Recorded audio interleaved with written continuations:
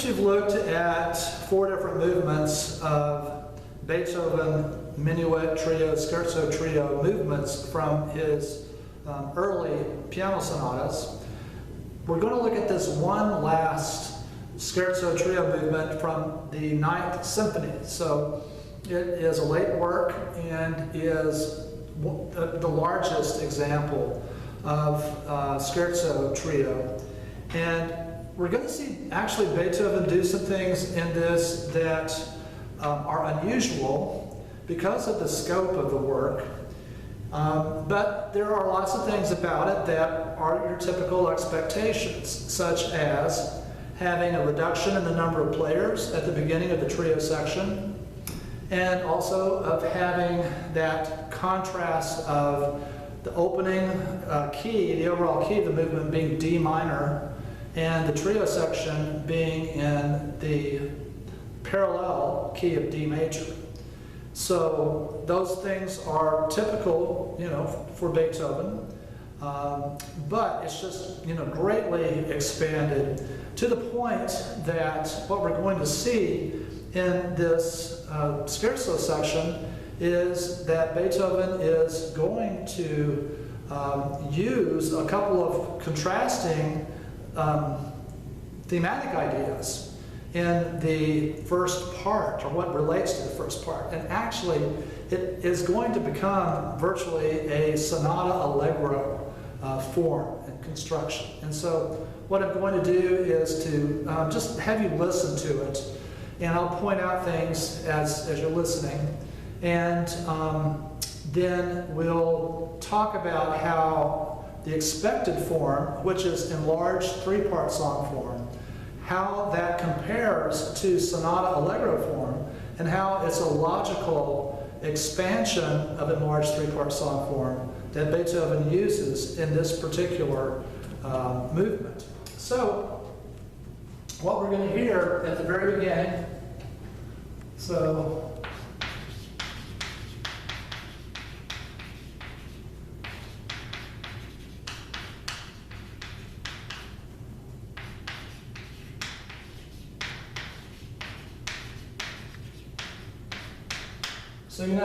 one thing is that this being placed as the second movement is a little bit unusual. Typically, the Scherzo Trio movement is the third movement. Beethoven did this in the Hammerklavier Sonata, and a lot of times he'll do it when there is a very long and serious slow movement. And so, anyway, we're going to hear it start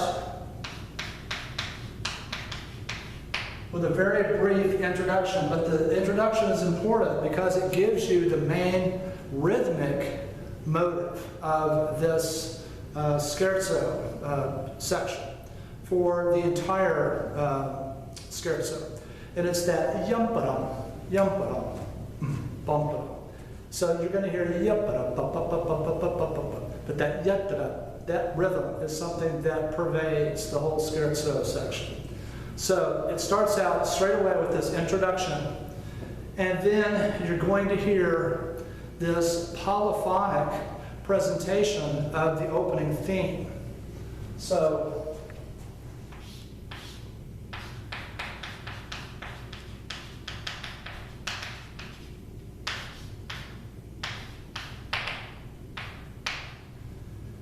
and it is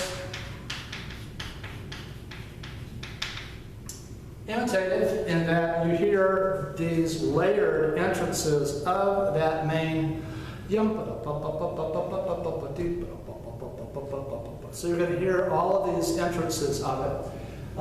It's not particularly loud, but it does build up to a big, forte, and you have a complete, the whole orchestra stating that theme, and then it is going to modulate.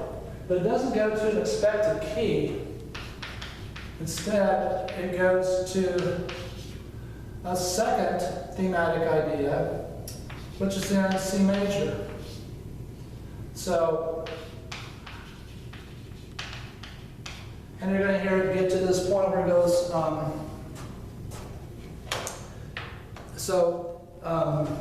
it's going to go yum yum ba bum ba bum ba yum ba bum ba bum bum. So that's going to be a second thematic idea. And then you're going to have some closing material at the end.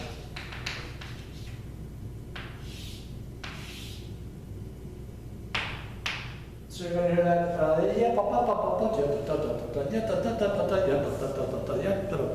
and so forth. And you hear that bring the exposition to conclusion, and then you hear it repeated. So let's hear that much.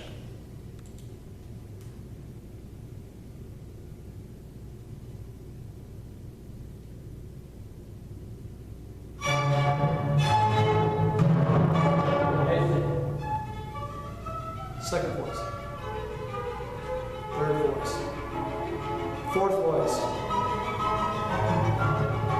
all these later entrances.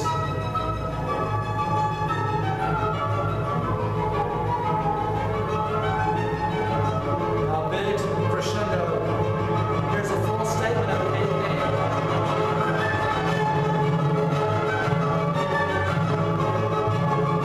Now it's going to start to modulate.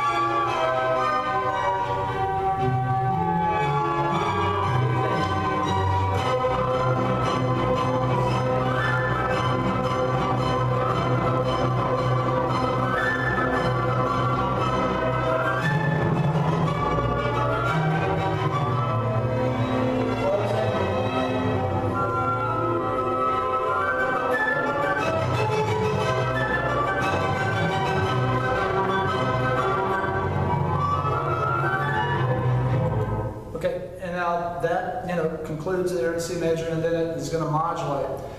And it's going to lead us into a development section. And the development section is going to sequence this closing material, and it will lead us to E minor. And so the development section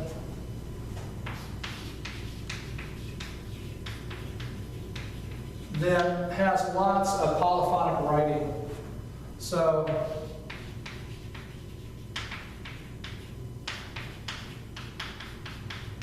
a lot of times you'll have polyphonic writing in development sections, but it's just working on that main rhythmic motive. It has a place where has the timpani solo, and it leads to a huge return. And so when that recap recurs,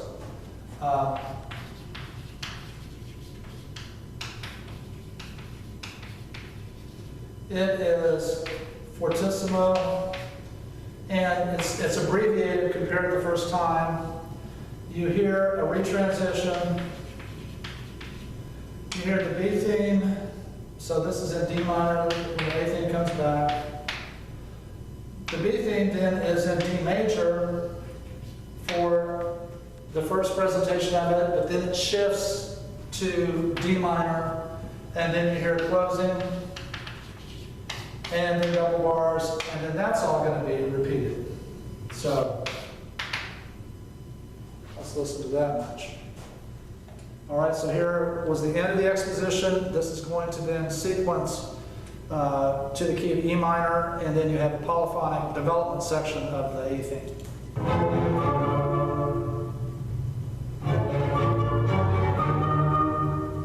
Still modulating up by step.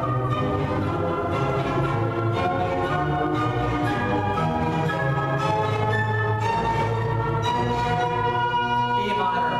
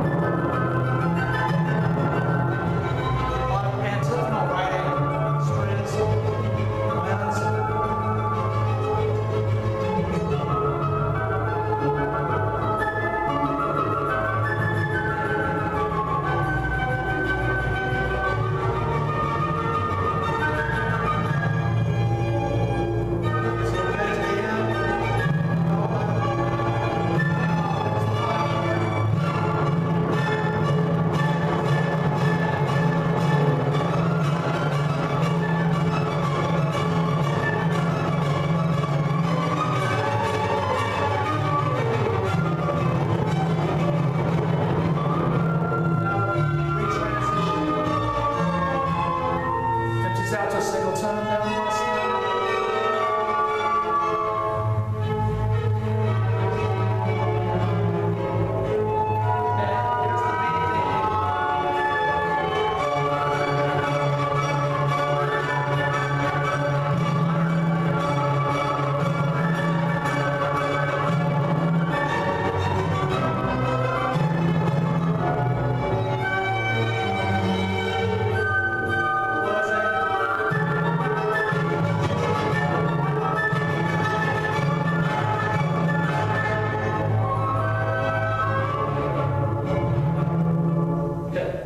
go back and repeat development and recap.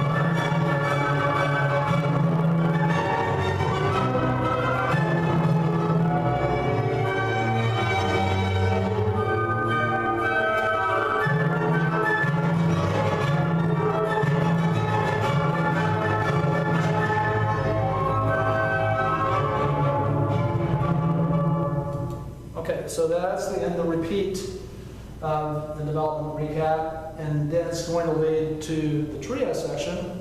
And you're going to hear a lot of repetition in the trio section. Basically, it's just alternating. You know, it's a five-part song form, but it has repetition, so it's longer than a five-part song form. But that then concludes and has a da capo.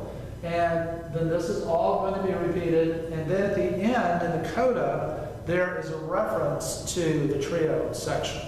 So it's, a big, 13 and a half minute long movement, and just a great, great example of the largest scherzo trio. So what I want you to be able to do on this is to be able to describe that Beethoven uses sonata allegro form instead of enlarged three-part song form, but that there are things that are similar, but that it's an expansion of enlarged three-part song form. And so what Beethoven does, instead of just having one theme here, like you would have in a typical part one, he has, two key centers and two thematic ideas here, and it has a transition and a closing, so he's really expanded the amount of thematic material in this opening part that's enclosed with double bars. And then he has a recapitulation, just like part 3 is a recapitulation, of part 1 material. It returns it. But again, it's just more material that he brings back.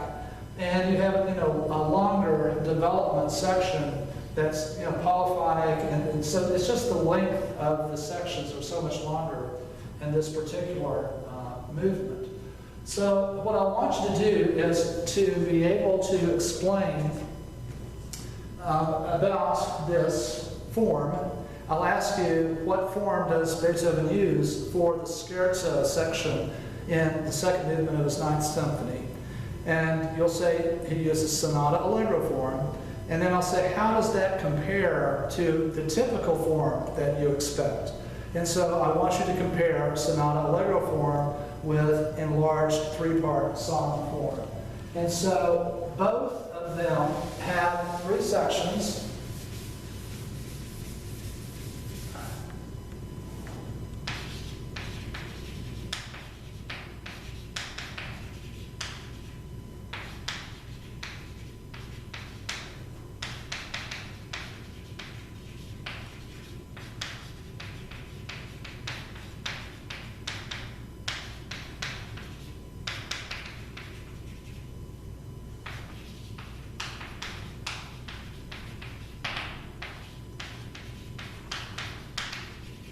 So there are 3 main sections. The third section is a restatement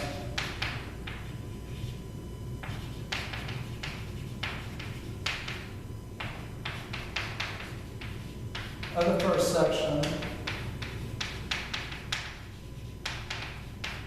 And it is all in tonic. That third section in enlarged three-part song form, it all comes back in tonic, just like what you're going to have in a recap of sonata allegro form. And that sonata allegro form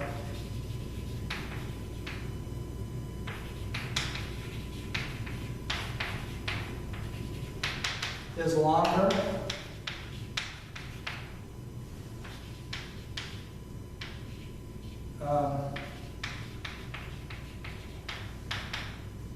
So it has several thematic ideas in the exposition compared to just a single theme in part 1 of enlarged three-part song form.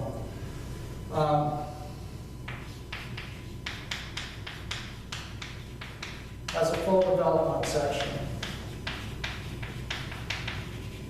But you can see how it makes sense, that he just takes the basic component of the enlarged three-part song form, which is that idea of stating, an idea and bringing it back in tonic and having a contrasting middle section. So, that's the same. He just really fills it out and makes it into a much, longer, more complicated movement. All right.